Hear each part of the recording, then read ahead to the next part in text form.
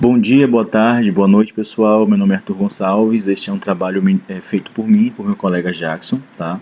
Para a disciplina de Biomecânica, ministrada pela professora Marcela, da Universidade Federal da Bahia. E hoje o assunto são as alavancas. Alavancas.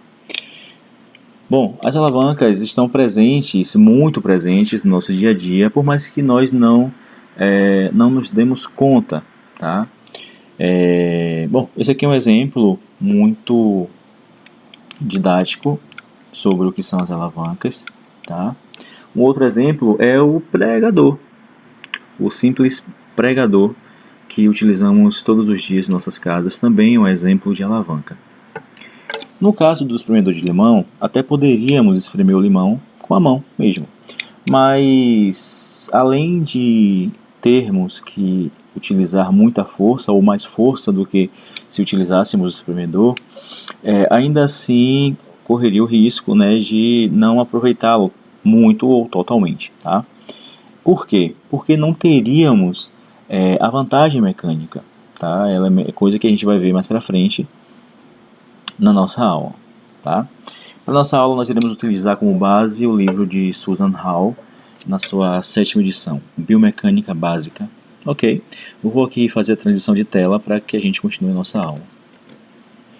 Bom, já começamos aqui com os 3 tipos de alavanca que temos e a gente vai estudar elas um pouco.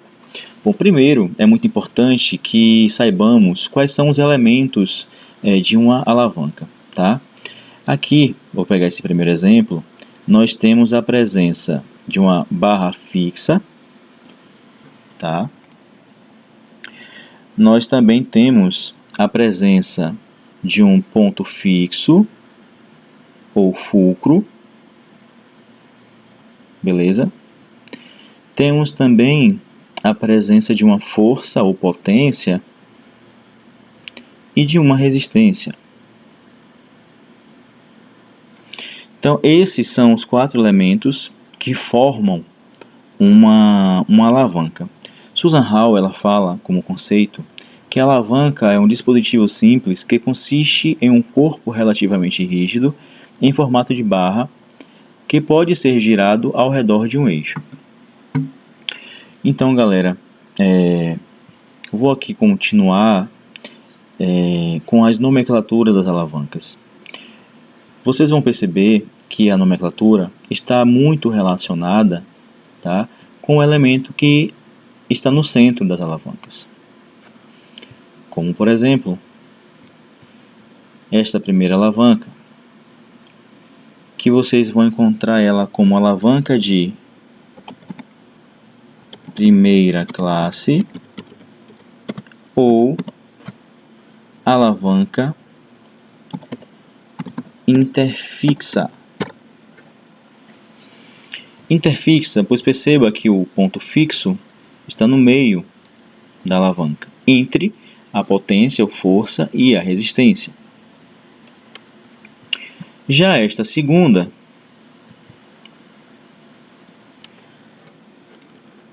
se chama alavanca de segunda classe ou alavanca interresistente.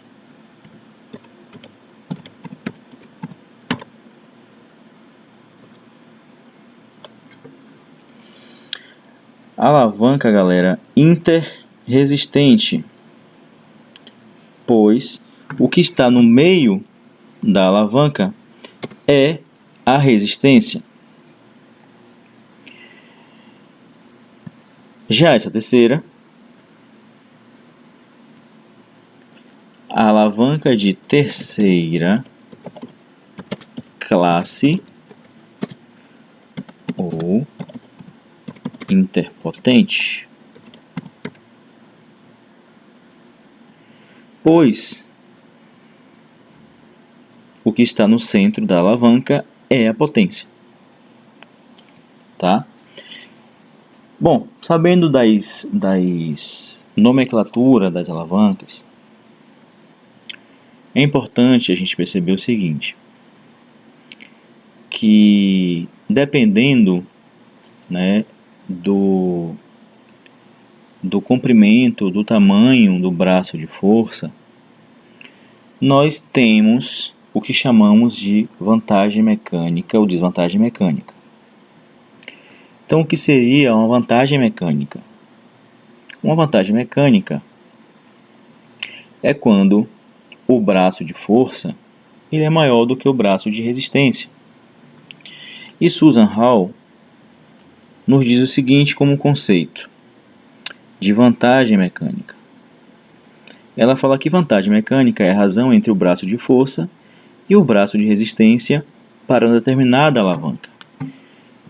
Então, a equação é essa. Vantagem mecânica, eu vou tentar desenhar aqui para vocês. Não vai sair tão perfeito, mas dá para entender. É igual a braço de força. Vou chamar aqui de braço de potência, porque é o que tá, é a incógnita que está descrita, né, aqui na nossa aula. Sobre o braço de resistência. Ok? Então aqui pela equação a gente percebe que quanto maior o braço de potência, maior vai ser a vantagem mecânica. Antes de passar, né, para o detalhamento de vantagem mecânica, a gente vai entender como e onde essas alavancas podem ser encontradas no nosso corpo. A primeira alavanca, ou alavanca de primeira classe ou interfixa, como exemplo a gente colocou aqui, ó, esse sistema, tá? De forma que, se o nosso crânio não tivesse os músculos aqui da cervical para fazer o trabalho de sustentação, ele acabaria tendendo para frente, pelo fato de existir a força da gravidade e de fazer com que, a todo momento, o nosso crânio ele tenha essa tendência de ir para frente.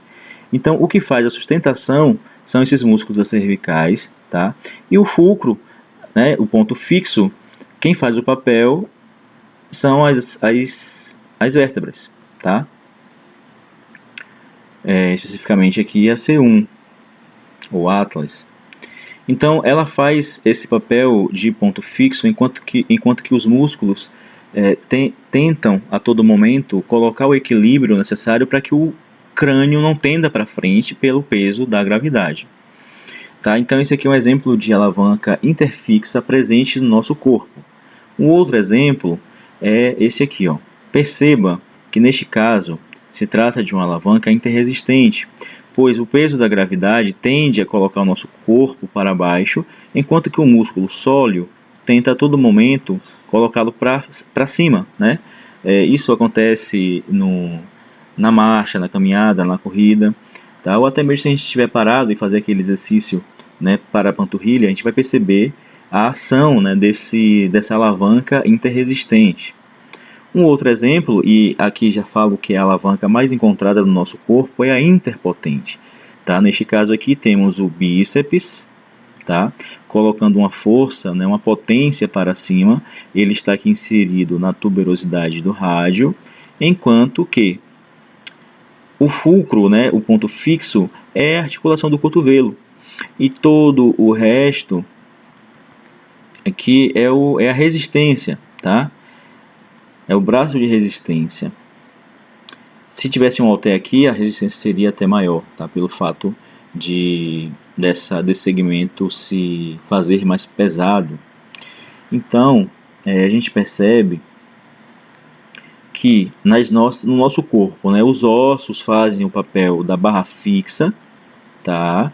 As articulações fazem o papel do ponto fixo ou do fulcro, e os músculos fazem o papel da força ou da potência. É assim o tempo inteiro no nosso corpo. Isso é necessário para que a gente possa se locomover, tá? Então, a gente aqui pode até dar o exemplo de vantagem mecânica. Vou apagar aqui o que eu fiz anteriormente para a gente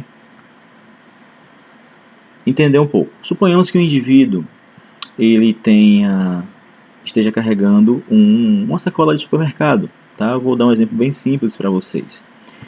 A gente aqui nessa articulação de terceira classe ou interpotente, deixa eu ver aqui porque eu acho que, pronto, vou continuar a chamada.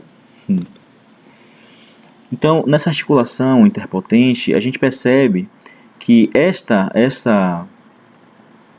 equação, a gente não pode mexer no braço de potência, tá? Não tem como a gente mexer no braço de potência uma vez que ele está inserido internamente, né, entre a articulação e, nesse caso aqui, a inserção do músculo bíceps na tuberosidade do rádio. Todavia, temos como manipular o braço de resistência, que é todo esse segmento aqui a partir do fulcro, tá? Então a gente tem como manipular esse braço de resistência, de forma que um indivíduo carregando uma sacola de supermercado, por exemplo, segurando, tá? Ele com certeza, provavelmente não, com certeza, vai utilizar mais força do que se ele colocasse a sacola de supermercado, por exemplo, neste ponto. Perceba que neste ponto, o braço de resistência, ele foi diminuído. Tá? O braço de resistência e o braço de força, né? O braço de potência aqui. Então a gente consegue trabalhar com vantagem mecânica no nosso corpo, por mais que não consigamos manipular o braço de força, porque a gente pode manipular o braço de potência, tá? E assim modificar, manipular aqui essa equação de vantagem mecânica. Então a gente pode ter mais ou menos vantagem mecânica, dependendo da forma que a gente sustenta os pesos, tá? Bom, pessoal, essa foi a nossa aula de hoje. Eu espero que tenha sido esclarecedora para vocês, tá? A questão das alavancas. E, como eu falei, é um assunto que muita gente tem dúvida, mas que não é difícil, é algo simples, tá? E é isso. Espero que tenham gostado e até a próxima.